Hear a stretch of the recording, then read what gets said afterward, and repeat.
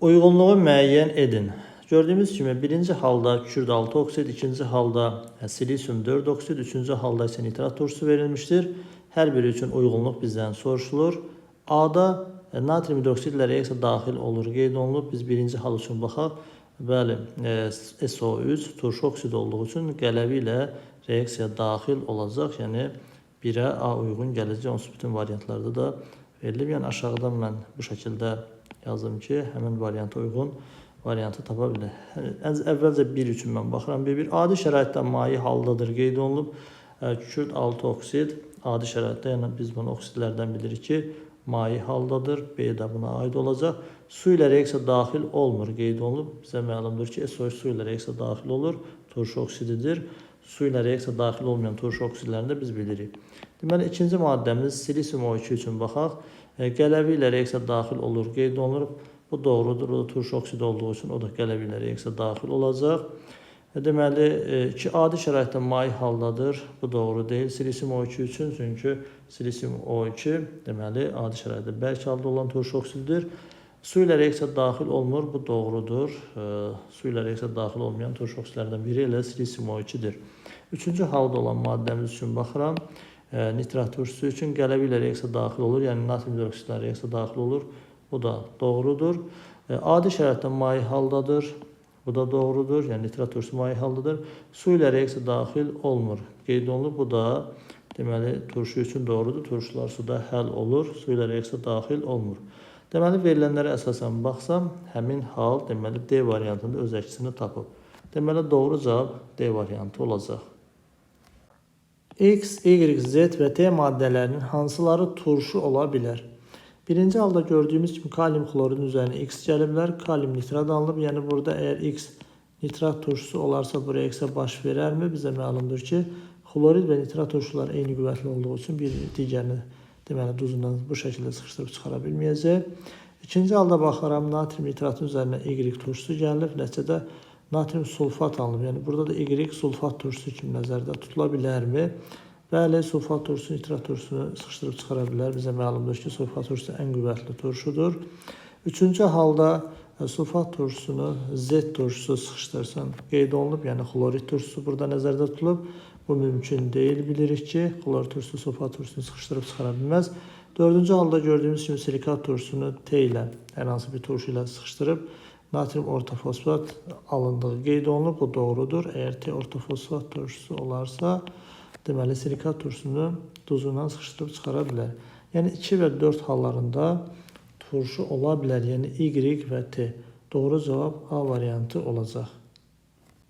Cədvələ əsasən X maddəsi bizdən soruşulur. Gördüyümüz kimi X maddəsi reaksiya daxil olduğu maddələr deməli kalsium hidroksid və nitrat turşusu hər ikisi üçün qeyd olunub ki, reaksiya daxil olur. Deməli X maddəsi amfoter xassəli maddədir ki, həm əsas, həm də turşu ilə reaksiya daxil olur.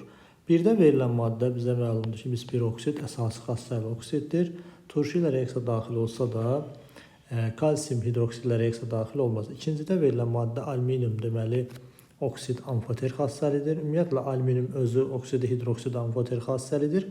Həm əsas, həm də turşu ilə reaksiya daxil olacaq. Üçdə verilən maddə kalium karbonatdır. Kalium karbonat deməli formulu buradan yaza bilərik. Kalium 2CO3 suda həll olan duzdur.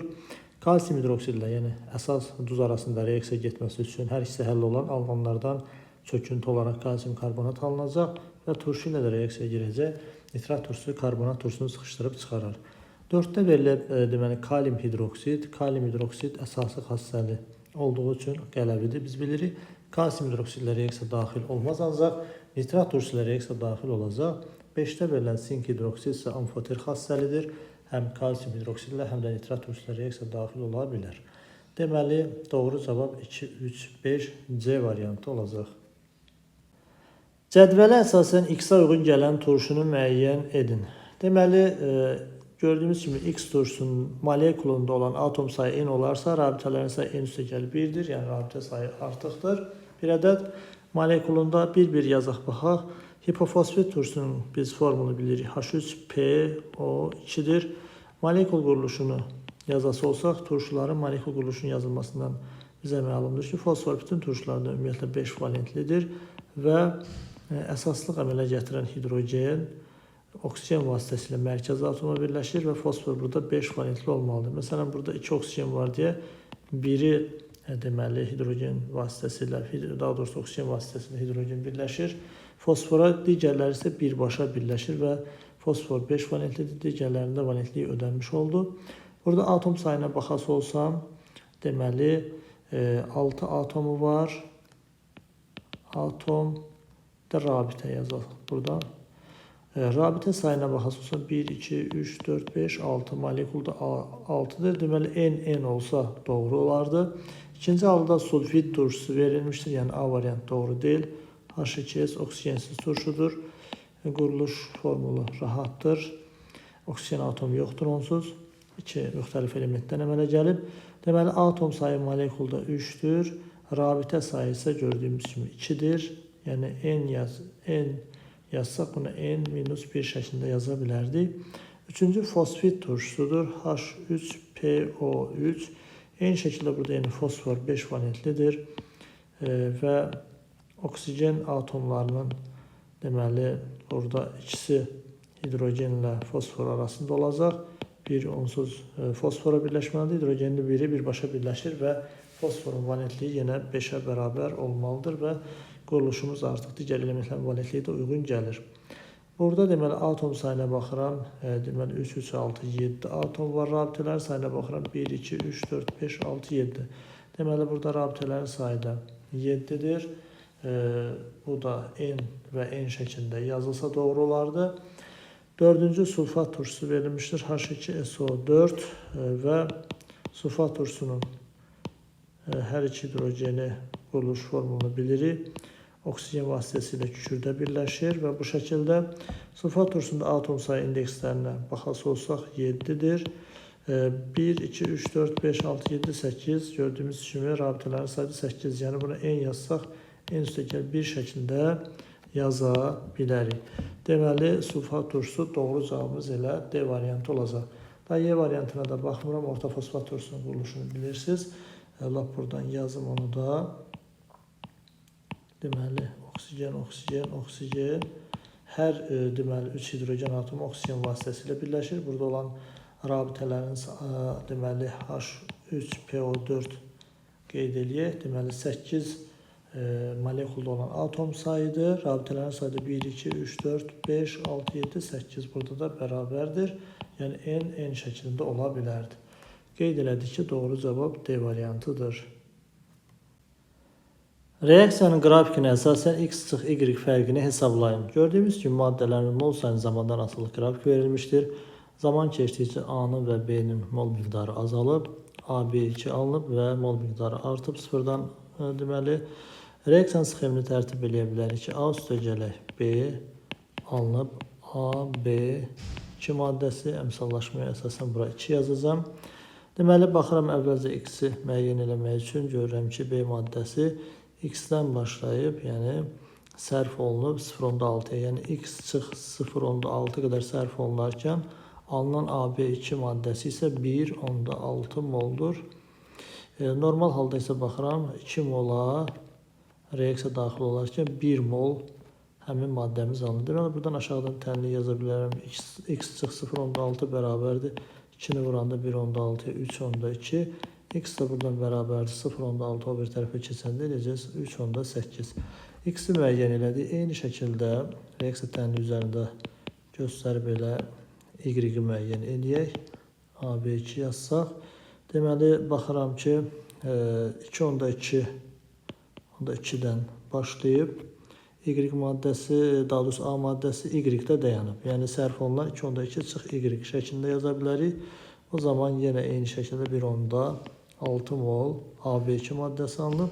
Ancaq 1 mol daxil olarkən görürük ki, sxemə əsasən elə 1 molda AB2 maddəsi alınır. Buradan reaksiya tənliyimizi 2.2 çıx Y bərabərdir. 1.6 yazsaq. Deməli, Y bu tərəfə keçsə, müsbət 1.6 bu tərəfə keçsə, deməli 2.2-dən 1.6 çıxacaq, qalacaq 0.6. İndi bizdən soruşulan isə X çıx Y fərqidir yerinə. Yazırıq X-i tapdıq 3.8, Y-i tapdıq ki, deməli 0,6 o da bərabərdir 3,2 eləyəcək. Deməli doğru cavab Y variantı olacaq. Cədvələ əsasən reaksiya aparılan qabın həcmi litrlə bizdən soruşulur. Deməli gördüyümüz kimi reaksiya tənliyi verilmişdir. X2 Y-in miqdarı başlanğıc 6 moldur, tarazlıq miqdarı 2 moldur. Reaksiyanın tarazlıq sabiti isə 4-ə bərabərdir. Bizdən qabın həcmi soruşulur. Əvvəlcə reaksiya tənliyimizi aşağıdan yenidən yazaq. Deməli maddənin parçalanması nəticəsində 2 mol X deməli qazı, X2 qazı üstə gələk. Y2 qazı əmələ gəlmişdir. İndi başlanğıc mol miqdarı burada verilibdir. Başlanğıc mol miqdarı 6-dır. Deməli sərf olunmasını bilmirik. İndi sərf olunmanı yazacaq tarazlığına əsasən. Tarazlıq deməli mol miqdarı bizə məlumdur ki, maddənin başlanğıc maddələr üçün artıq qalan reaksiyada olan maddələr üçün alındığı miqdardır. Deməli, sərf olunan miqdarı, əgər tarazlığı 2-dirsə, sərf olunan 6-dan 2 çıxırıq, 4 mol sərf olunduğunu deyə bilərik. Reaksiyadan alınan maddələr üçün başlanğıc mol miqdarı 0 olur. Sərf olunması onların yoxdur. Tarazlığı isə alındıqları miqdardır. Gördüyümüz kimi 2 mol reaksiya sərf olunanda 2 mol X2 alınır və 1 mol Y2 alınır. Deməli, 4 mol sərf olunubsa, 2 dəfə artıq, yəni 4 mol X alınmış olacaq və 2 mol da Y2 alınmış olacaq. İndi reaksiyanın tarazlıq sabitinin düsturunu yaza bilərəm ki, KT bərabərdir. Reaksiyada alınan maddələrin tarazlıq qatılıqlarının hasili X2, əmsalları qüvvət kimi yuxarıda yazıram. Vurulsun Y2 əmsalı 1 və reaksiya daxil olan maddəmiz X2Y əmsalı deməli qüvvət kimi yazıram. Bərabərdir 4-ə qeyd olunur. İndi mən aşağıdan həmin bu deməli reaksiyamız üçün qabın həcminin deməli düsturunu yazacağam. Yəni həcmi deyir ki, molekyar qatılıqdan biz bilirik ki, nü böl V-dir. Buradan mən V-ni saxlayaraq digərlərini mol miqdarlarını, tarazlıq mol miqdarlarını yerinə qoyaraq yazacağam. Deməli 4 bərabərdir. Yuxarıda mən yaza bilərəm ki, X2 üçün baxıram ki, tarazlıq mol miqdarı 4-dür. 4 bölünsün V yazacağam. Mötərizə xaricində 2 vurulsun. Deməli, Y2 üçün 2 moldur. 2 bölünsün V üstü 1. Aşağıda isə reaksiya daxil olan maddəmizin tarazlıq mol miqdarı 2-dir. Deməli, 2 bölünsün V üstü deməli 2 yazacağam. Buradakı düstura əsas. Gördüyümüz kimi buradan bir ixtisar aparımına edə bilərik. Əvvəlcə açaq mötərizəni 4-ün kvadratı 16 bölünsün V kvadratı yazacağım. Vurulsun, deməli buradan 2 böl V-dir onsuz. Aşağıda isə deməli 4 bölünsün V kvadratı yaza bilərəm. Deməli V kvadratları gördüyümüz kimi ixtisar gedəcək. Sonra başqa deməli 16 ilə 4-ü ixtisar aparmaq olar. Deməli 4-ə ixtisar gedəcək və 4-ü də 2-yə vursam 8 eləyəcək. Deməli 8 bölünsün aşağı V aşağı düşəcək. 8 bölü V bərabərdir 4-ə. Buradan da deməli yazası olsam 4V bərabərdir 8, V də bərabərdir 2 olacaq.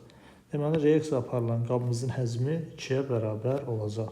Doğru cavab A variantı. Cədvələ əsasən A, B və C metallarının valentliklərini müəyyən edin. Gördüyümüz kimi cədvəldə A, B, C metalları verilmişdir. Hərəsi 1 mol götürülmüşdür. Artıq miqdarda sulfat türküsülə reaksiyasında alınan hidrogen həzmi normal şəraitdə A-ya uyğun, B-yə uyğun və C-yə uyğun şəkildə verilmişdir. Bizə məlumdur ki, ekvivalent qaydasına əsasən hidrogen əmələ gətirən elementin deməli sudan, turşudan və ya başqa maddələrdən əgər hidrogen əmələ gətirmək qabiliyyəti varsa, valentinin yarısı qədər hidrogen molekulu ayırır. Yəni bu nə deməkdir? Əgər biz metalı bu şəkildə ifadə eləsək, metalın valentliyini N-lə ifadə eləsək, valentliyi, onun əmələ gətirəcəyi hidrogen, əgər sudan, turşudan, ən çox sudan və turşudan bizim qabağımıza çıxır, yəni valentliyin yarısı qədər hidrogen molekulu ayıracaq.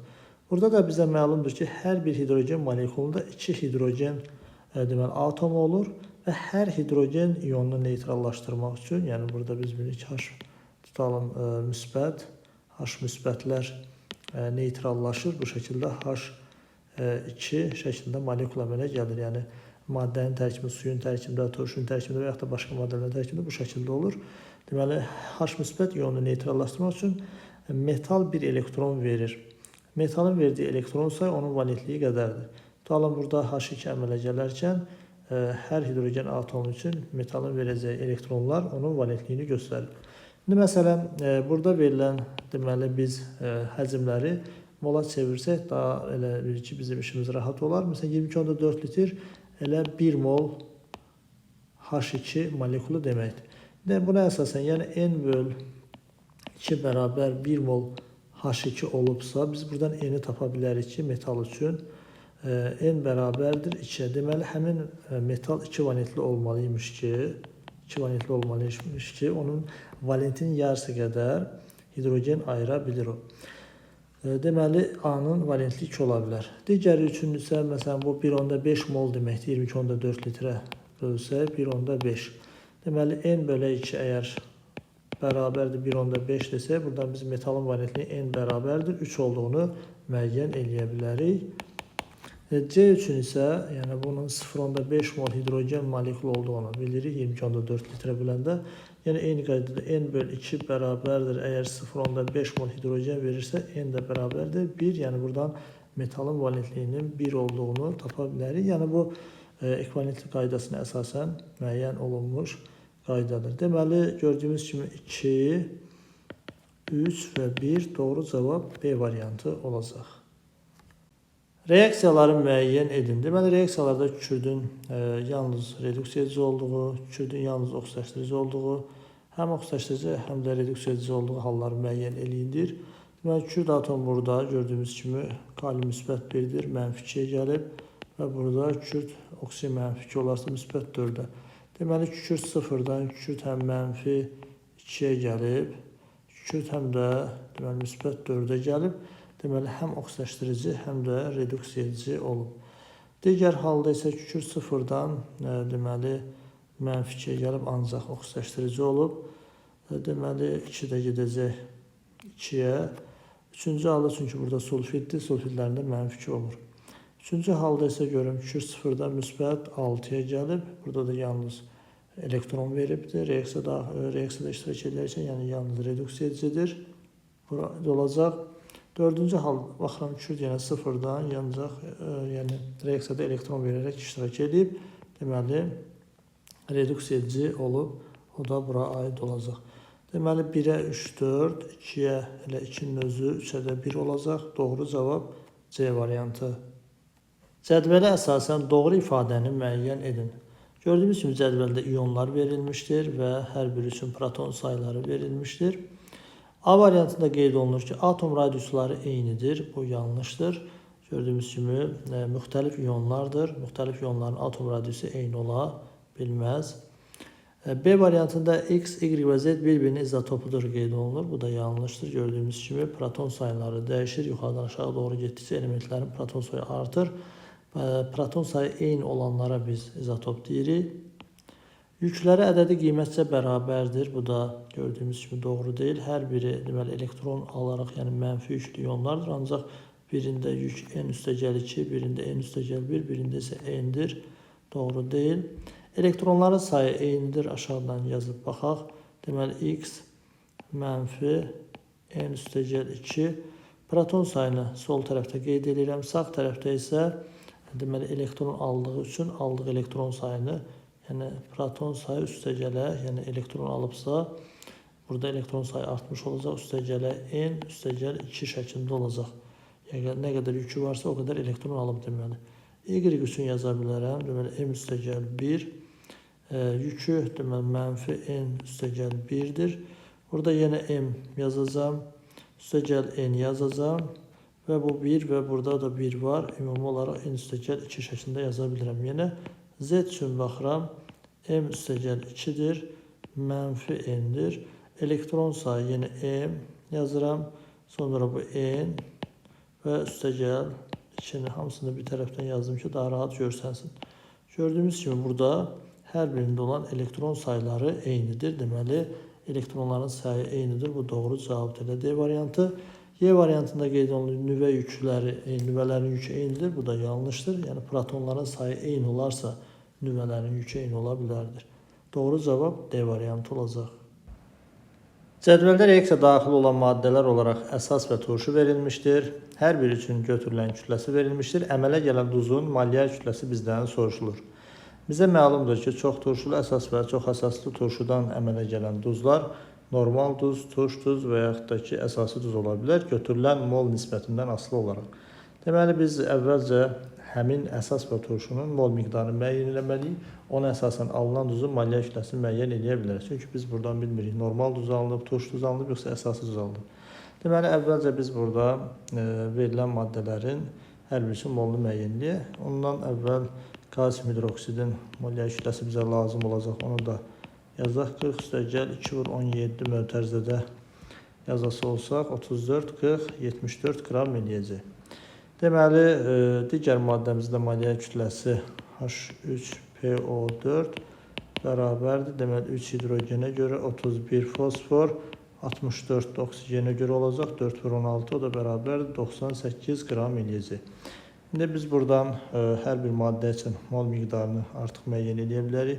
Kalsium hidroksidin burada olan verilən kütləyə əsasən mol miqdarı M bölək, deməli, molyar kütlə düsturuna əsasən tapa bilərik. Kütləsi verilib 44,4. Molyar kütləsi 74-dür, bərabərdir. Deməli, 74-ü 6-ya vursaq, 444 eləyər. Deməli, 10 dəfə az olduğu üçün 0,6 mol götürülüb. Yəni, 44,4-ü 74-də böləndə 0,6 mol eləyəcək. Digər maddəmiz üçün H3PO4 yenə eyni düsturdan və ya tənasübdən də müəyyən eləmək olar. 58,8 bölünsün 98. Deməli, burada yenə 6-ya vursaq 98-i 588 eləyər. Burada deməli 10 dəfə az olacaq. Yəni 0,6 mol nəzərdə tutulub. Gördüyümüz kimi mol miqdarları bərabərdir. Reaksiya tənlimimizə əsasən biz yaza bilərik 0,6 kalsium hidroksid və 0,6 mol H3PO4 götürülüb. O deməkdir ki, hər biri mol nisbəti olaraq 1-in 1-ə nisbətdə reaksiya daxil olur. Bizə məlumdur ki, 1-in 1-ə nisbətdə reaksiya daxil olarkən 2OH var, 2H-ını neytrallaşdıracaq. Yəni, buradan kalsium HPO4 üstəgələ 2OH və 2H-dan 2 mol su alınacaq. Deməli, alınan duzumuz kalsium hidroortofosfatdır. Həmin duzun biz molyar kütləsini tapmalıyıq. PO4 deməli, bərabərdir. Kalsium 40-dır. Üstəgələ deməli, elə bu 98 eləyirsə, birbaşa 2 hidrogenini çıxıb, deməli, 96 yaza bilərik. O da bərabər eləyəcək 136 qram. Deməli, doğru cavab A variantı olacaq. Hansı reaksiyaların getməsi mümkündür? Deməli, birinci reaksiyada gördüyümüz kimi mirsil xlorid turşusu ilə reaksiyası verilmişdir. Bu reaksiya getməz bilirik. Aktivlik sırasında hidrogenden sonra gələn metallar deməli, turşulardan və ya sudan və s. hidrogeni sıxışdırıb çıxara bilməz. Bunu bilirik.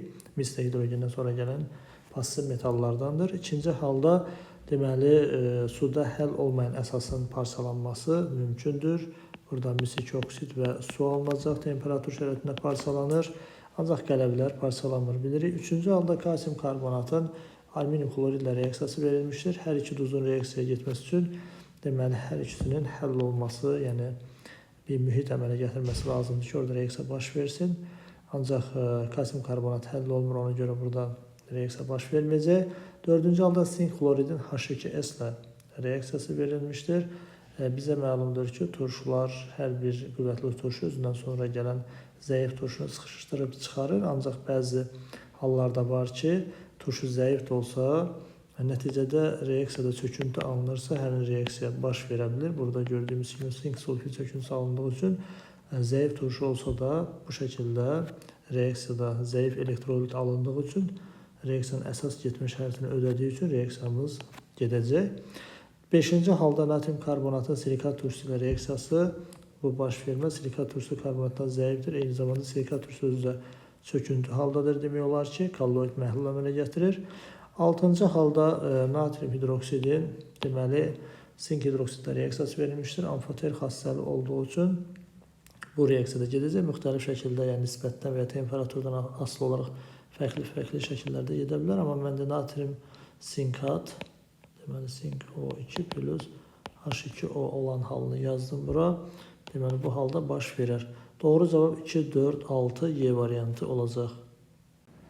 Cədvələ əsasən A, B və C-yə uyğun gələn turşular bizdən soruşulur. Deməli, cədvəldə gördüyümüz kimi A-ya uyğun gələn turşunun əsaslığı 1 əsaslıdır, B-yə uyğun gələn turşunun əsaslığı 2 əsaslıdır, C-yə uyğun gələn turşu isə 3 əsaslı olduğu qeyd olunub. Bizə məlumdur ki, turşularda əsaslıq məhlul halında deməli turşular H müsbət ionları verir və verdikləri hidrogen sayına əsasən onların əsaslığı müəyyən olunur. Deməli, əksər hallarda biz hidrogen sayına əsasən turşunun əsaslığını demək ki, müəyyən edə bilərik, ancaq istisna hallar da var. Yəni, hidrogen oksigen vasitəsilə mərkəzi atoma birləşirsə, həmin hidrogen məhlul mühitində deməli H müsbət ionlarına dissosiasiya edir və turş mühit əmələ gəlməsinə səbəb olur. Deməli, A variantında verilən deməli permanganat turşusudur. Burada hidrogen sayı da 1'dir, onsuz 1 əsaslıdır. B-də verilən orta fosfat turşusu burada deməli 2 əsaslı tələb olunur, ancaq 3 əsaslıdır. Demək ki, o birisi də 2 əsaslıdır, yenə uyğun gəlmir. A variantı ümumiyyətlə uyğun gəlmir. B-də verilən deməli bromun turşusudur. Deməli, burada hidrogen sayına görə biz onun 1 əsaslı olduğunu bilirik. Ancaq H3PO2-də diqqətli oluruq, hipofosfit turşusudur. Burada 3 hidrogen olsa da onun əsaslığı 1 əsaslıdır. Ona görə uyğun gəlməyəcək, digər turşumuz uyğun gəlir.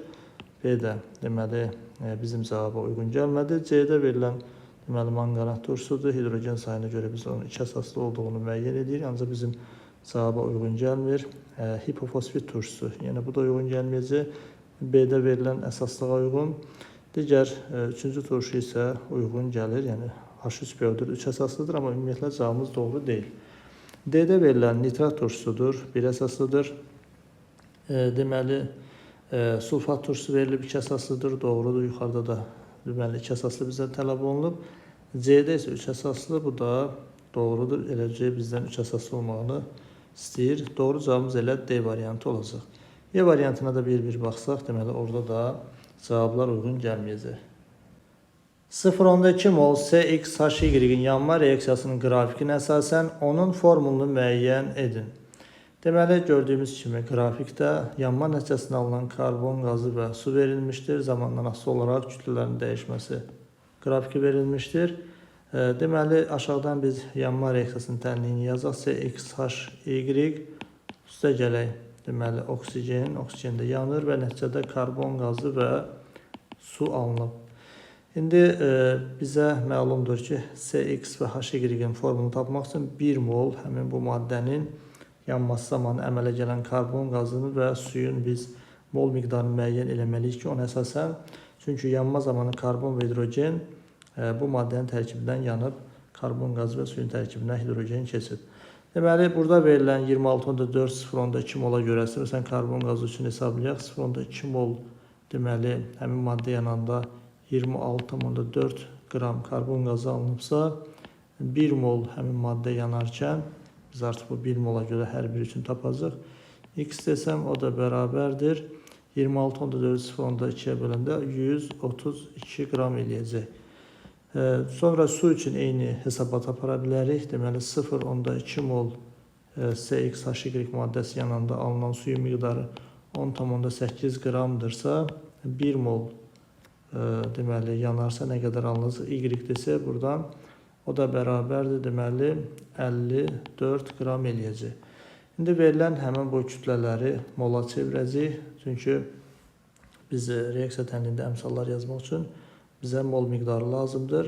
Nu CO2 üçün bərabərdir. Deməli, burada 132-ni böləcəyik.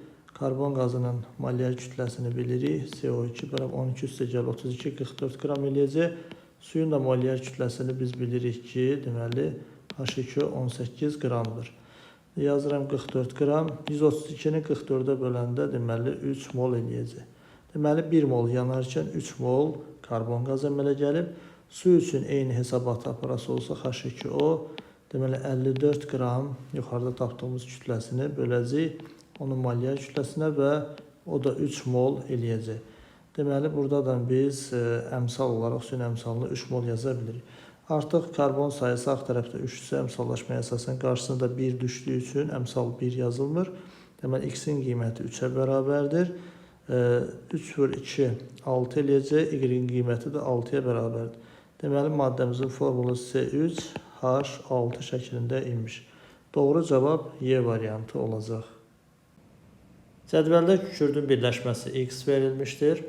Birləşmədə kükürdün elektron formulu isə bu şəkildə olarsa, yəni 3s üstü A, 3p üstü B, 3d üstü C olarsa, əgər A, B, C-nin münasibəti bu şəkildə olarsa, X-ə uyğun gələn birləşmə bizdən soruşulur.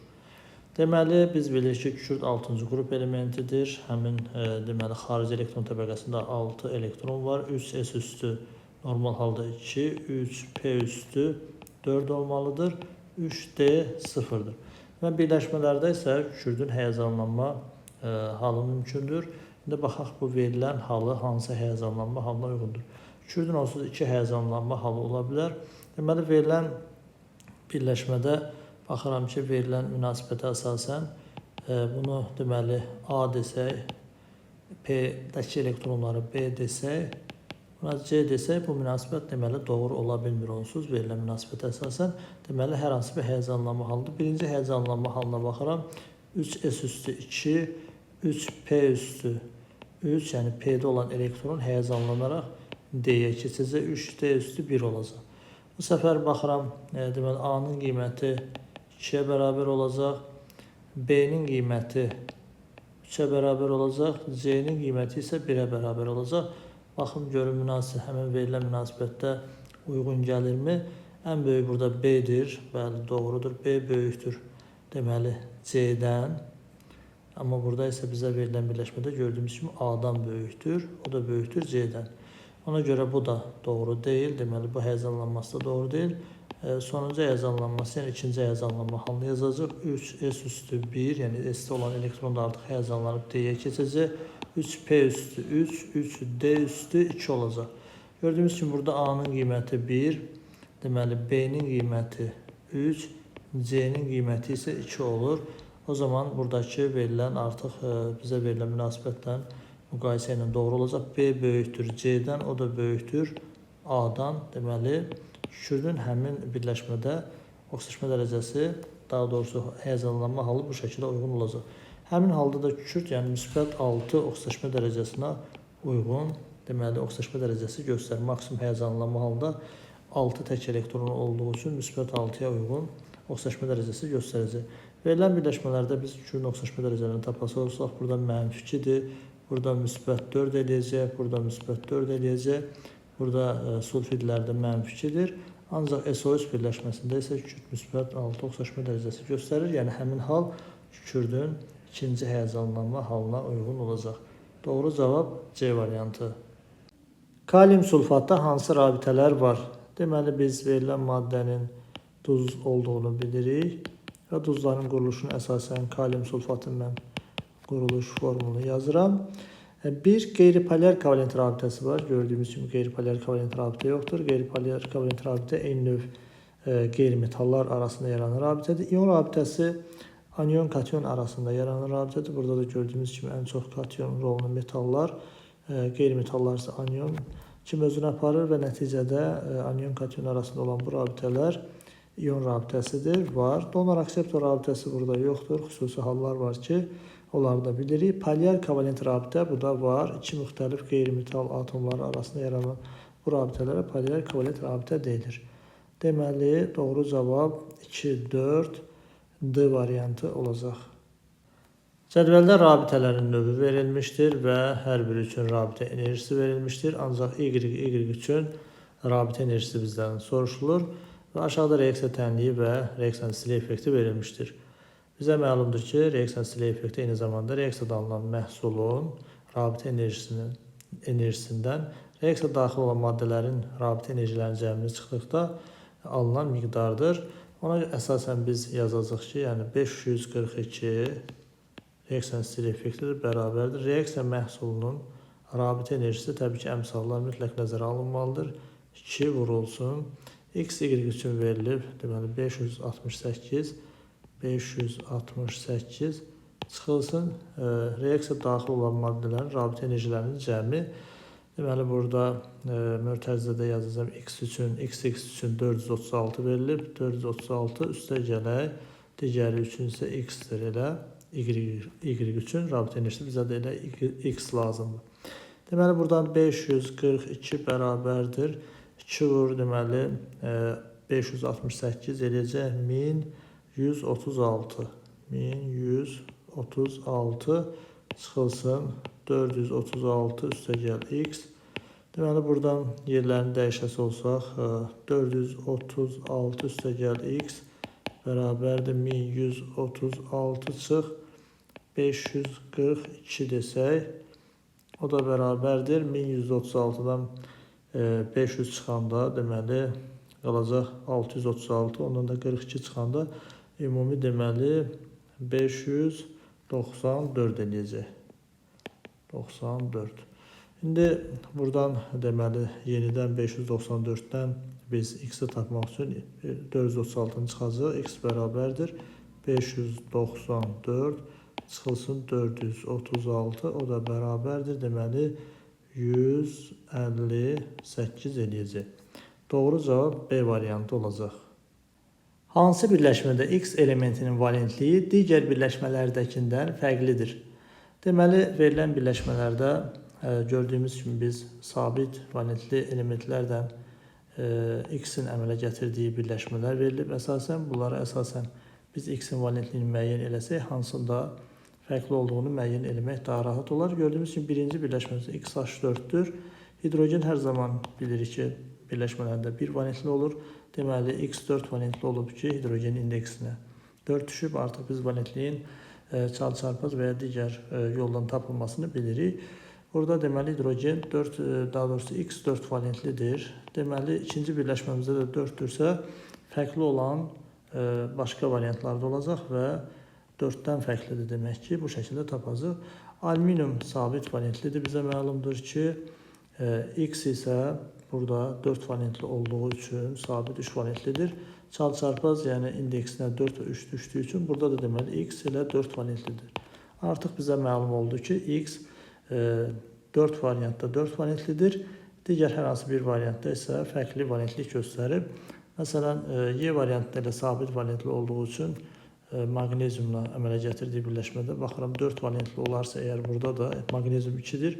Deməli, bu şəkildə ixtisar apararaq biz indekslərə yazsaq, görərik ki, həqiqətən də X burada yenə 4 valentlik göstərib. Burada da oksigen bizə məlumdur ki, əksər birləşmələrində oksigen 2 valentli olur, istisna halları var. Əgər X burada görək 4 valentlidirsə, gördüyümüz kimi yəni ixtisar aparsaq, deməli çalçarpaz yazsaq, indeksinə 2 düşüb, bu da doğrudur. Ancaq B variantında silisium və X4 birləşməsində yenə mən 4 valentli kimi X-i götürsəm, silisium biz bilirik ki, dəyişkən valentlidir, 2 və 4. Məsələn, 4 valentliyinə uyğun birləşmə yazası olsaydım, bu şəkildə yox, silisium X şəklində çıxmalı idi birləşmənin formulu, yəni ixtisar gedəsi idi. Və yaxud da ki, silisium 2 valentliyinə uyğun birləşməsini yazsaydım, dəyişkən valentli olduğu üçün, burada da deməli, ixtisar gedib silisium indeksinə 2 düşməli idi ki, bu da silisium 2X şəklində olmalı idi. Deməli, X burada 4 valentli ola bilməz verilən birləşmədə. Deməli, fərqli olan B variantı oldu. Cədvəldə duzlar verilmişdir. Hər birinin molyar kütləsi 100 qram bölüm ola bərabərdir qeyd olunub. Duzlarda olan deməli X, daha doğrusu Y və Z-in nisbi atom kütlələrinin müqayisəsi bu şəkildə olarsa, yəni Y-in, daha doğrusu Z-in nisbi atom kütləsi Y-dən 2 dəfə çox olduğu göstərilib. X-in nisbi atom kütləsi bizdən soruşulur. Deməli, biz molyar kütlənin deməli, tapılma düsturuna əsasən molyar kütlə X3Y2 bərabərdir 100 qram verilib. Digər birləşməmiz üçün də yenə molyar kütlə XZO3 bərabərdir 100. O zaman bu ifadələri mən bir-birinə bərabərləşdirə bilərəm. Yəni 3X üstə gəl 2Y, yəni 100-lər bərabər olduğu üçün bərabərdir x üstəgəl z üstəgəl artıq oksijeni də 3-ə vururam. Birbaşa kütləsini yazıram, 48 qram eləyəcək.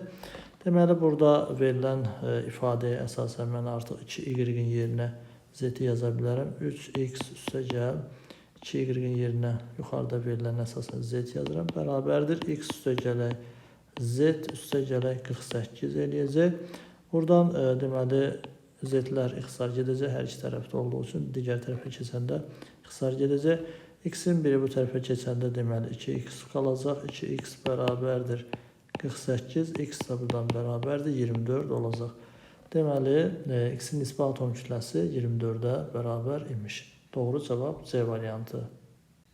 Cədvəldə flor və O-flor2 verilmişdir. Atom sayları bərabər olarsa, kütlə olaraq B-nin C-yə nisbəti bizdən soruşulur. Deməli, verilmiş nisbi molekul kütlələrinə əsasən onların biz artıq molyar kütləsinin flor üçün deməli 38 qrama bərabər olduğunu, O-flor2 üçün isə, yəni oksigen difluorid də deyə bilərik, molyar kütlənin O-flor2 bərabərdir 54 qrama bərabər olduğunu deyə bilərik. Gördüyümüz kimi normal halda, yəni 38 qramda 2 mol flor atomu, 54 qramda isə deməli 3 mol atom saxlayır. Bunların biz atom saylarını bərabərləşdirmək üçün deməli floru 3 mol götürsək, 3-ü 2-yə vursaq 6 mol eləyəcək atom sayı. Deməli 6 mol olduğu üçün artıq hər ikisində 6 mol olacaq. Bunu da 2-yə vursaq, 2-3-ə vursaq ümumi deməli atom sayı 6 mol eləyəcək. O zaman kütlələri necə olacaq? Onu aşağıdan deməli yazaq. O zaman B bərabərdir. Floru 3 mol götürdüyümüz üçün 3 vurulsun 38 olacaq. 38 qram. Aşağıdan isə C isə bərabərdir. 2 mol götürdüyümüz üçün 2 vurulsun molyar kütləsi deməli 54 qram. O da bərabərdir. Deməli, buradan elə mən nisbət şəklində yaza bilərəm birbaşa. Deməli, burada gördüyümüz kimi 2-yə ixtisar getsə, 1.5 eləyəcək. 38-i 1.5-ə vuranda üzərində deməli 19 gələcək demək olar ki, o zaman 57 eləyəcək. 57 aşağıda isə elə 54 qalacaq. Hər ikisi 3-ə ixtisar gedər. Deməli, 57-ni 3-ə böldükdə 19 eləyəcək. 54-ü 3-ə böldükdə isə 18 eləyəcək. Yəni, B-nin C-yə nisbəti bərabərdir 19-un 18-ə olacaq. Doğru cavab C variantı. Qrafikdəki sürət dəyişmələrini verilmiş ifadələrə uyğunlaşdırın. Gördüyümüz kimi, deməli, qrafikdə reaksiya sürətinin zamandan asılı qrafiki verilmişdir. Birinci halda sürətin artması, ikinci halda sürət dəyişmir, üçüncü halda isə sürət azalıb və qapalı mühitdə maqneziumun sulfat turşu ilə reaksiyası aparılıb, maqnezium sulfat və hidrogen qazı alınıb. Verilən deməli, sürətlərə uyğun ifadələri oxuyaq, görək hansına uyğun gələcək. 1. Reaksiyaya gedən qabda təzyiq artırılır. Bizə məlumdur ki, reaksiya daxil olan maddələrin, yəni sürətə təsir edən amilləri biz burada bilməliyik. Reaksiya daxil olan maddələr qaz halında olarsa, onların deməli təzyiqin artırılması sürətin artırılmasına səbəb olur. Ancaq burada gördüyümüz kimi reaksiya daxil olan maddələrdən biri bərk halda, digəri maye haldadırsa, burada deməli reaksiya gedən qabda təzyiqin artırılması reaksiyanın sürətinə təsir etməyəcək. Deməli bu ikinci hala uyğun olacaq. 1. 2. H2SO4-ün qatılığı azaldılır. Sürətə təsir edən amillərdən məlumdur ki, deməli qaz halında olan maddələrimiz üçün və ya maye halında olan maddələrimiz üçün orada olan maddənin qatılığının azaldılması deməli həmin reaksiyanın sürətinin azalmasına səbəb olur. Bu da 2-yə uyğun olacaq. Maqnezium parçası xırdalanır. Heterogen reaksiyalarda bizə məlumdur ki, maddənin xırdalanması həmin reaksiyanın sürətlənməsinə səbəb olur. Deməli, burada sürət artmasına səbəb maqnezium parçasının xırdalanması ola bilər. O da 3-ə uyğun olacaq. Verilənlərə əsasən baxsaq, deməli, doğru cavab Y variantı olacaq. Hansı halda təzyiqin artırılması tarazlığa reaksiya məhsulları istiqamətində yönəldir? Deməli, bizə lazımdır ki, reaksiyanın tarazlıq istiqaməti sağa doğru olsun, yəni məhsullar sağ tərəfdədir.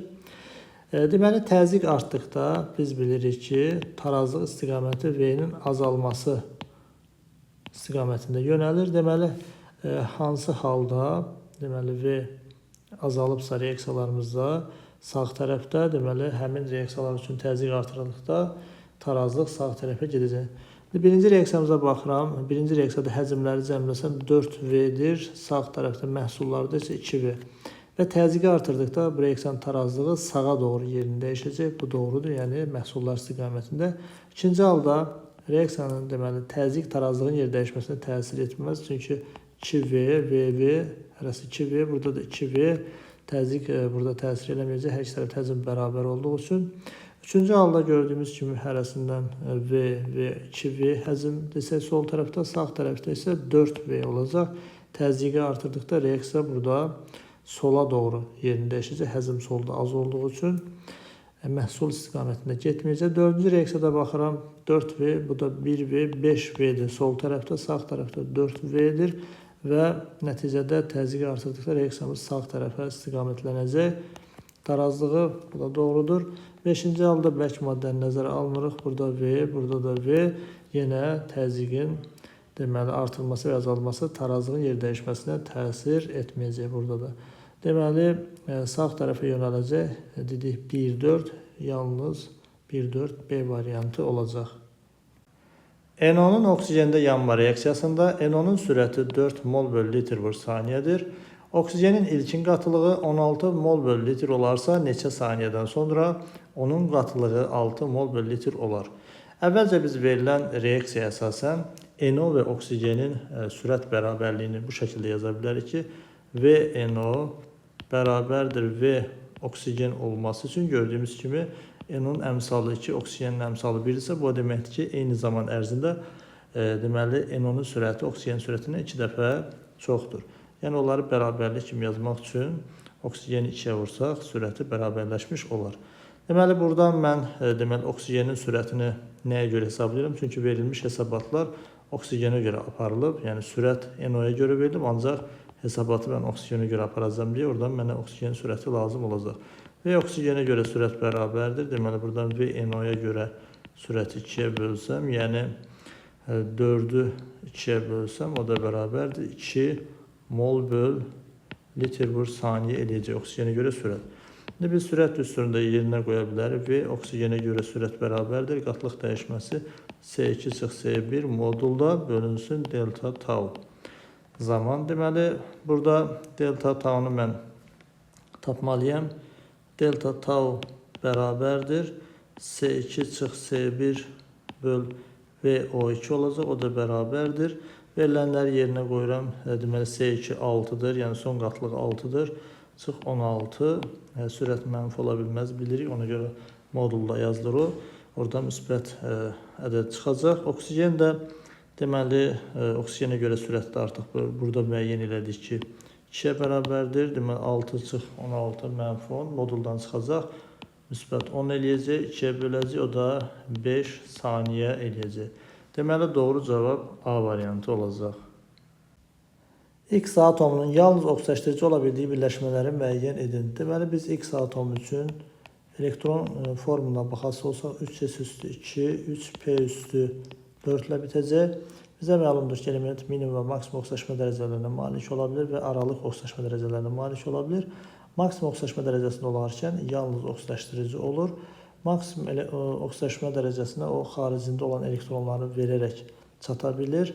Gördüyümüz kimi bu birləşmədə də həmin X elementi o 6 elektronunu verərək, yəni maksimum müsbət 6 olarsa onun oksidaşma dərəcəsi o həmin birləşmələrdə artıq yalnız reduks edici olaraq iştirak edə bilər.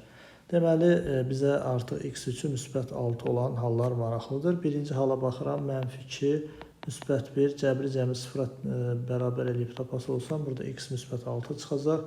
Deməli, həmin birləşmədə deməli, reaksiya zamanı X atomu yalnız oksidaşdırıcı olaraq iştirak edə bilər, əgər iştirak edəcəksə. İkinci halda da yenə eyni şəkildə mənfi 2, müsbət 2 yazıram, müsbət 4 çıxaracaq.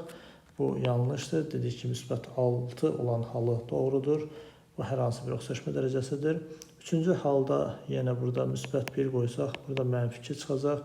Bu da bizə deməli dediyimizdə müsbət 6-ya uyğun deyil. Dördüncü halda mənfi 2, müsbət 1 yazası olsaq, müsbət 6. Deməli bu da doğru olacaq. Burada deməli doğru olmayacaq. baxası olsaq 6-cı halda -2, deməli müsbət 6 çıxacaq, deməli 6-cı halda doğrudur. Deməli doğru cavab 1, 4, 6 olacaq. Reaksiya tənliyində natrium OH-ın əmsalını müəyyən edin. Bizə məlumdur ki, oksidaşma reduksiya reaksiyalarında əmsallaşdırma aparmadan öncə orada oksidaşma dərəcəsinin dəyişən elementləri biz müəyyən etməliyik. Ondan sonra oksidaşma dərəcəsi dəyişən elementlərə görə elektron balansını qurub əmsallaşmanı apara bilərik. Burada bəzi elementlər var ki, hər zaman birləşmələrində sabit oksidaşma dərəcəsi göstərir. Məsələn, natrium birləşmələrində natrium hər zaman müsbət 1 göstərir. Hidrogen buradakı birləşmələrində müsbət 1-dir. Oksigen buradakı birləşmələrində -2-dir. Deməli, həmin elementlərin oksidaşma dərəcəsinin dəyişməsinə baxmağa ehtiyac yoxdur. Soldan baxa-baxa gedirəm. Deməli, xlor metallı birləşməsi də -1 olacaq. Cəbri cəbrin 0 olması üçün xrom da burada 3 olacaq. Deməli, bu bir əslində yazılmır. Mən sadəcə ifadə eləmək üçün yazıram burada. Deməli, mənfi yazmaq yetərlidir. Yəni, bu şəkildə yazmaq yetərlidir. Sonra burada baxıram ki, xlor yenə var. Burada -2 yazsaq, müsbət 1 yazsaq. Deməli, burada xlor müsbət 1 eləyəcək. Və nəticədə sağ tərəfdə yenə xlor -1-dir. Deməli, xrom oksidaşma dərəcəsinin tapılma qaydasına görə tapsaq, müsbət 6 tapacaq. Oksidaşma dərəcəsini dəyişən elementlər gördüyümüz kimi burada, yəni xlor müsbət 1-dən -1-ə gedib. Yəni, buradakı -1-dən -1-ə gəlmə dəyişmə deyil. Ona görə mən xrom üçün yazıram. Xrom, deməli, müsbət 3-dən xrom, ancaq atom sayına da diqqət edirəm. Atom sayını nəzərə alacam mütləq. Müsbət 6-ya gəlib, ona görə qarşısında 2 yazıram ki, bu keçid sxemi düzgün olsun deyə. Müsbət 3-dən müsbət 6-ya getmək 3 elektron verib, ancaq 2-yə vuranda çıx 6 elektron şəklində yaza bilərik. Digər elementimiz xlor üçün. Xlor, deməli, müsbət 1-dən xlor gəlib, deməli, -1-ə. Burada da üstə gəl 1 elektron yaza bilərik. Və nəticədə qarşı tərəfə həmin deməli, ifadələri, daha doğrusu 2 elektron düzür istəyirəm burada. Müsbət 1-dən -1-ə gəlib. Və 6-2 şəklində çıxaracaq. Bunlar ixtisar gedəcək. Deməli, 3-ün 1-ə olacaq, yerini dəyişəcək və hərəsinin o dəyişməsinə görə qarşısında yazacaq. Xromun təbii ki, atom sayı çox olduğu üçün buradan gətirib yazırıq. Bir əmsalı yazılmır, mən sadəcə o hesablamamız rahat olsun və qarşısında əmsal görsənsin deyə yazdım. Deməli, burada 3-ü də gətirib buradakı xlorun qarşısına yazacağım, oksidaşma dərəcəsi dəyişənin. Və nəticədə sağ tərəfdə artıq mən baxıram ki, xromun sayı bəllidir. 1-i 2-yə vuranda 2, burada xromun sayını 2 yazacağım. Və bununla da artıq mən xromun sayını əsasən, deməli, xlorun sayını sol tərəfdə artıq tamamlandığını görürəm. 2-yi 3-ə vuranda 6 eləyəcək. 3 dənə də burada 9, ümumi 9 xlor var. 9 bura yazacağım, sağ tərəfdə 1 xlor olduğu üçün. Və natrium sayı tamamlandığını görürəm. 9 natrium burada, 2 natrium, 11 natrium. 3-ü buradadırsa natriumun mən deməli 8-ini bura yazacağım. Mənə lazım olan əslində əmsal tapıldı, ancaq reaksiyanın tam əmsallaşma getdiyini müəyyən etmək üçün axıra qədər baxacağım. Ola bilsin, səhv də ola bilər, ona görə axıra qədər baxmaq lazımdır. 8 deməli hidrogen var. Sağ tərəfdə də 8 olması üçün 4 yazıram. 2 vur 4, 8. Oksigen düzdürsə, deməli reaksiya tənliyim düzdür. Sol tərəfdə baxıram, oksigen burada əmsalı 8, burada da 1-dir, əmsalı 3. Deməli, cəmi 11 oksigen atomu var sol tərəfdə. Sağ tərəfdə baxıram, 7 oksigen əmsalı, deməli, indeksi 1, əmsalı 4. 7 üstə gəl 4, burada da 11 oksigen atomu var. Deməli, o zaman natrium OH-ın əmsalının biz rahatlıqla həmin reaksiya tənliyində 8 olduğunu deyə bilərik. Cədvəldə qaz qarışığı kimi hidrogen və oksigen qazları verilmişdir. Ümumi kütləsi 160 qramdır. Mol miqdarı 20 moldur. Cəmi qarışığın reaksiyasından sonra artıq qalan qazın mol sayı bizdən soruşulur. Deməli, hidrogen qazı və oksigen qazıdır. Qaz qarışığımız sistem tənlikdən də yazmaq olar. Və yaxud da ki, bu şəkildə yazacağım. Məsələn, hidrogenə x mol desəm, oksigenə isə 20-x yaza bilərəm. Və ikisinin kütlələrinin cəmi, yəni x vur h2 üstə gəl, yəni 160 qrama bərabərdir. 20-x vur o2 bərabərdir 160 qram. İndi buradan hidrogeni nəzərə alsam 2 hidrogen 2x üstə gələk. Oksigen 32'dir. 32 20'ye vursam 640. Deməli çıxılsın 32 x-ə vuranda -32 eləcək. Elə 32x o da bərabərdir. Deməli 160 qram. Buradan 32 ilə 2x gedəcək. -32 30 o da bu tərəfə keçirəcəm. Müsbət 30x. 640'ı da bu tərəfə keçirəndə x o tərəfə keçirdiksə deməli bərabərdir 640'dan 160'ı daha doğrusu bu tərəfə keçirəndə 640'dan çıxanda deməli 100 çıxacaq. 540 60'a çıxanda 480. Deməli x burada bərabər olacaq 48 3'ə böləndə 16 mol edəcək. Biz artıq x-i tapdıq. X 16 moldursa buradan 20 çıx x o da bərabər edəcək. Deməli 20 çıx 16 bərabərdir 4 mol. Oksigenin miqdarı 4 mol. İndi biz reaksiya tənliyini bilirik ki, H2 üstəgəl O2 hansı nisbətdə reaksiyaya girir? Asan bir reaksiya tənliyidir. Deməli 2'nin 1'ə nisbətdə reaksiya gedir hər zaman. O zaman mol sayı fərqdən ciddi fərq var. Deməli burada hidrogen artıq qaldığını müəyyən eləmək olar və yaxud da ki, digər üsuldan molu kiçik olana görə getməkdən də baxmaq olar. Amma buradan görsənir elə ki, hidrogen artıq qalıb və yaxud da hər ikisinə görə yerinə qoyub yazıb, onu da yenə də müəyyən eləmək olardı. Deməli 2'yə 1 reaksiya girirsə 4 mol əgər oksigen nə qədər deməli hidrogeni yandırar. A da bərabərdir. Deməli 2 vur 4 8 mol edəcək. Yanmaya 8 mol hidrogen sərf olunacaqsa ümumi hidrogenimiz 16 moldur. Oradan 8 molu 4 mol oksigenlə yanacaqsa qarışıqdan deməli 8 mol hidrogen artıq qalacaq. Artıq qalan qazımız deməli 8 mol olacaq. Hansı mərhələlərdə kimyəvi hadisə baş verir? Deməli su buxarından su halına keçib maddə, yəni maye hala keçib aqreqat hal dəyişməsidir. Burada fiziki prosesdir. Yəni kimyəvi proses deyil ki, kimyəvi hadisə olsun. İkinci halda sudan oksigenin alınması elektrolizlə mümkündür. Bilirik ki, bu kimyəvi prosesdir. Yəni suyun və oksigenin kimyəvi tərkibi artıq dəyişib. Burada oksigendən suyun alınması yenə, yəni adətən oksigeni yandırıb, yəni daha doğrusu hidrogeni yandırıb oksigenlə su alınır. Bu da kimyəvi proses olduğu üçün kimyəvi hadisə olacaq. Sudan buza keçmək isə aqreqat hal dəyişməsidir. Tərkib dəyişməsi heç bir şey yoxdur. Yəni hər ikisi H2O-dur. Deməli doğru cavab elə 2, 3 olacaq.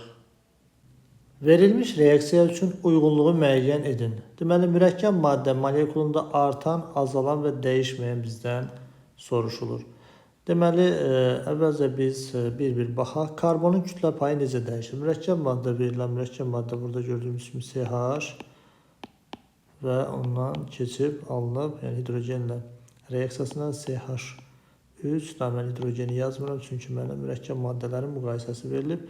Gördüyüm kimi burada maddənin formulu ümumi şəkildə yazası olsam C2H2 olur, burada isə C2H6 olur. Yəni burada mən hidrogenin atom sayının artdığına görə orada hidrogenin kütlə payının artmasını və eyni zamanda o deməkdir ki, karbonun sayı dəyişməsə də orada hidrogenin kütlə payı artdığı üçün karbonun kütlə payı azalacaq. Yəni bu olacaq azalan. A bura gedəcək, yəni 2'ye gedəcək. Hibrid orbitalların sayı. Burada biz bilirik ki, hibrid orbital sayı nə qədərdir? SP 3 qat rabitəsi var. Karbonlarda SP. Hərəsində 2, cəmi soldakı mürəkkəb maddəmizdə 4 hibrid orbitalı var. Ancaq burada isə SP3'dür. Hibrid orbital sayı 4. Deməli, ümumi baxası olsaq 8 deməli hibrid orbitalı var. 4'dən 8'ə gəlib, deməli hibrid orbital sayı artıbdır. B 1'ə aid olacaq. Qeyri-polyar kovalent rabitələrin sayı. Qeyri-polyar kovalent rabitələr budur. Karbon-karbon arasında olan rabitələrin sayıdır. Deməli, burada olan qeyri-polyar kovalent rabitələrin sayı azalıb. Əvvəlcə həmin bu mürəkkəb maddə molekulunda 3'dür sayı. Növbəti mürəkkəb maddə molekulunda isə 1'ə enib, deməli azalma baş verib. Bu da gedəcək deməli 2'yə. Rabitələrin əmələ gəlməsinə iştirak edən qeyri-hibrid orbitalların sayı bu dəyişmir. Biz bilirik ki, burada olan pi rabitəsi var. O da rabitələrin əmələ gəlməsinə sərf olunan qeyri-hibrid pp elektron buludlarıdır. Yəni solda ümumi pi rabitəsindən 4 və hidrogenlər də qeyri-hibrid orbitaldır. 6-dır. Sağda da yenə ancaq hidrogenlər var. Pi rabitəsi olmasa da onlar da qeyri-hibrid orbital sayılır. Deməli burada dəyişmə baş vermir. Yəni soldakı və sağdakı maddədə rabitələrin əmələ gəlməsində iştirak edən qeyri-hibrid orbitalların sayı dəyişmir. Sigma rabitələrinin sayı baxıram. Soldakı maddəmizdə atom sayına görə və yaxud da ki, rabitələrə görə müəyyən edə bilərik. 1, 2, 3, 4 atomu var. Deməli 1 çıxanda 3 sigma olacaq. Burada isə 4, 4, 8 atomu 1 çıxanda 7 sigması var. Gördüyümüz kimi sigmanın sayı da artıb. Deməli bu da 1-ə aid olacaq. Doğru cavab deməli 1-ə B-yi, 2-ə AC, 3-ə D olacaq. Verilmiş reaksiyanın məhsullarının zamandan asılı qrafiki yuxarıda göstərildiyi kimidir. Reaksiya bitdikdən sonra qarışıqdan təmizlənmiş 322 qram XSO4-ün suda məhluluna salınmış maqnezium lövhənin kütləsi proses tam başa çatdıqda 82 qram artmışdır. X-in burada metal olduğu qeyd olunub. Gördüyümüz kimi verilmiş reaksiyada alınan məhsullar A, B, C mol sayının zamandan asılı olaraq dəyişmə qrafiki göstərilmişdir. Və 58-ci tapşırıqda bizdən A, B və C-yə uyğun gələn maddələr soruşulur. Deməli, gördüyümüz kimi burada verilmiş reaksiyada biz əmsallaşdırma aparmalıyıq. Alınan maddələrin mol sayına əsasən onların deməli, əmələ gətirdikləri mol miqdarına əsasən onların hansının A, hansının B, hansının C olduğunu müəyyən edə bilərik. Deməli, əvvəlcə reaksiya tənliyimi aşağıdan yenidən yazıram. Deməli, H2SO4 üstəgələ X alınıb buradan deməli X SO4 üstəgələk S üstəgələk H2O. Deməli X-in burada onsuz metal olduğu qeyd olunub. SO4 2 mənfi yüklü ion olduğu üçün X burada müsbət 2-yə gəlib. Əmsallaşdırma yazmaq üçün deməli elektron balans üsulü yazmalıyam. Sulfat turşusunda kükürt müsbət 6-dır. Yəni oksidaşma dərəcəsinin tapılma qaydasının əsasında tapa bilərik və 0-a gəlib kükürt burada. Deməli, buradan X üçün yaza bilərəm ki, X 0-dan deməli, çıx 2 elektron gəlib X deməli, müsbət 2-yə. Kükürt deməli, müsbət 6-dan üstə gələk 6 elektron gəlib kükürt 0-a. Deməli, hər biri üçün keçən elektron sayının qarşısından yazıram. İxtisar getdiyi üçün bunları ixtisar aparıram. Deməli, 1-in 3-ə yerini dəyişirəm və hər biri üçün qarşısına yazıram. Deməli, X-in qarşısına 3 yazacağım. Kükürdün qarşısına deməli 1 yazacağım. Bir əmsalı yazılmır. Sağ tərəfdə artıq kükürdün sayı bəlli oldu. Deməli, 4 kükürd olduğu üçün sol tərəfə də mən sulfat turşusunun qarşısına deməli 4 yazacağım. Və suyun artıq hidrogen sayı bəlli oldu. Sol tərəfdə 2 vur 4, 8. Deməli, burada 4 yazacağım. İndi burada alınan mol nisbətlərinə görə mən baxıram ki, ən çox mol nisbəti sudadır. Deməli, ən çox alınan mol miqdarı zamandan asılı olaraq suya aid olacaq. C maddəsi suya uyğun gəlir. Deməli, ən az olan da kükürdtür. Deməli, A maddəsi kükürdə uyğun gəlir. 3 mol olan isə XSO4 maddəsinə uyğundur. O da deməli B-yə uyğun gəlir. B-də XSO4 maddəsidir. Deməli, bizdən soruşulanlar A, B və C-yə uyğun gələn maddələri bu şəkildə yaza bilərik. Situasiyanın digər tapşırığında deməli XSO4 məhluluna salınmış maqnezium lövhənin kütləsinin artması ilə gedən reaksiyanın tənliyi bizdən soruşulur və X elementinin nisbi atom kütləsinin tapılması. Deməli, əvvəlcə biz birinci halda həmin reaksiya tənliyini yaza bilərik ki, XSO4 üstəgələk maqnezium və burada deməli kütlənin dəyişməsi baş veribsə, demək ki, reaksiya baş verib. Buradan maqnezium SO4 üstəgələk deməli X metalı sıxışdırıb çıxarır və çıxardığı həmin metal maqnezium lövhənin üzərinə çökür. Artıq bu tip məsələləri biz bilirik. Deməli, ikinci halda biz həmin X metalının nisbi atom kütləsini müəyyən eləməliyik. Yəni, müxtəlif doğru həll üsulları ola bilər. Mən də bu şəkildə gedəcəm. Yəni, əvvəlcə qeyd olunub ki, situasiyamızda 322 qram XSO4-ün suda məhluluna salınmış maqnezium lövhənin kütləsi proses tam başa çatdıqda 82 qram artmışdır. Yəni, oradan görünür ki, 322 çıx 82 yazsaq biz alınan maqnezium SO4-ün kütləsini tapa bilərik. Yəni bu şəkildə 322 qram XSO4 duzunun deməli kütləsindən biz o artma elə oradakı o X-in gedib deməli maqnezium lövhənin üzərində çökməsi ilə deməli səbəb olub. İndi biz eyni şəkildə 322 qramdan o 82 qram artmanı çıxası olsaq, alınan burada deməli duzumuz 240 qram eləyəcək. Yəni orada olan maqnezium sulfatın biz kütləsini tapa bilərik. Deməli, reaksiya tənliyində bunu yaza bilərik ki, yəni tənasüb şəklində ki, əgər 322 qram olanda duz, maqnezium sulfatın kütləsi orada deməli əvvəlcə 240 qram imiş, 240 qram alınırsa deməli, alınan həmin duzun miqdarına əsasən, biz maqnezium sulfatın molyar kütləsini kənarda hesablaya bilərik. Normal hal üçün, yəni reaksiya tənliyinə əsasən bizə lazım olacaq. Maqnezium sulfatın molyar kütləsini hesablayıb baxsaq, deməli 96 SO4 üzərinə də 24 gəlsə 120 qram olduğunu tapa bilərik. Deməli 120 qrama isə biz həmin duzun molyar kütləsini müəyyən edəcəyik. Buradan deməli duzun molyar kütləsini taparkən 322 vur 120 bölünsün 240 şəklində yazacaq.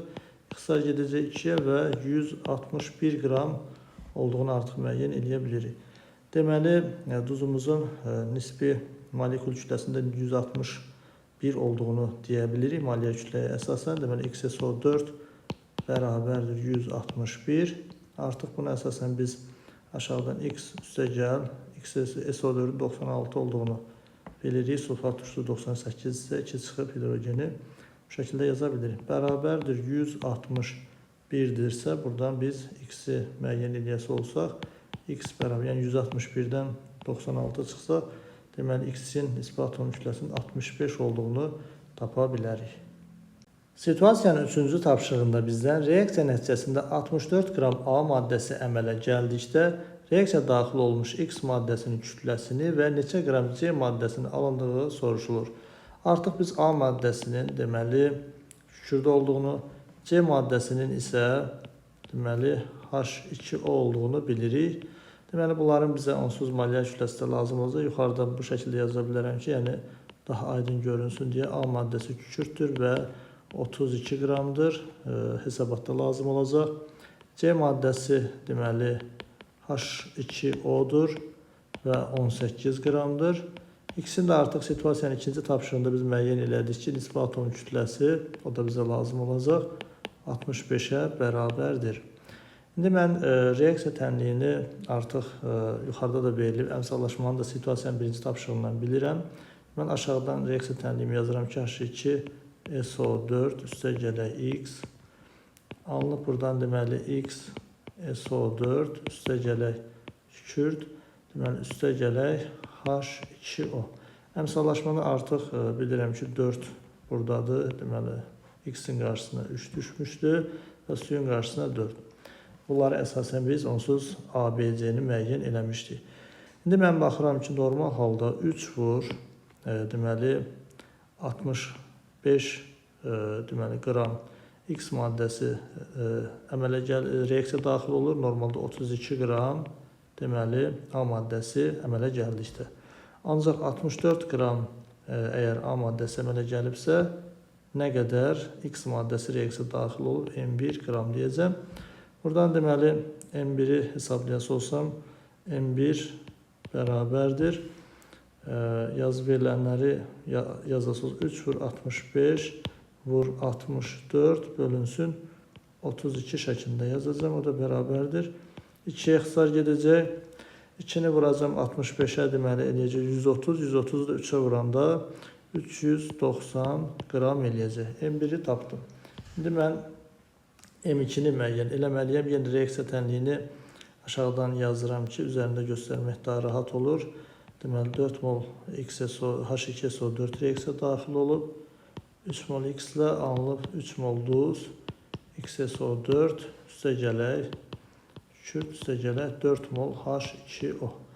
İndi baxıram ki, normalda 32 qram A maddəsi əmələ gələrkən yenə tənasüb yazıram.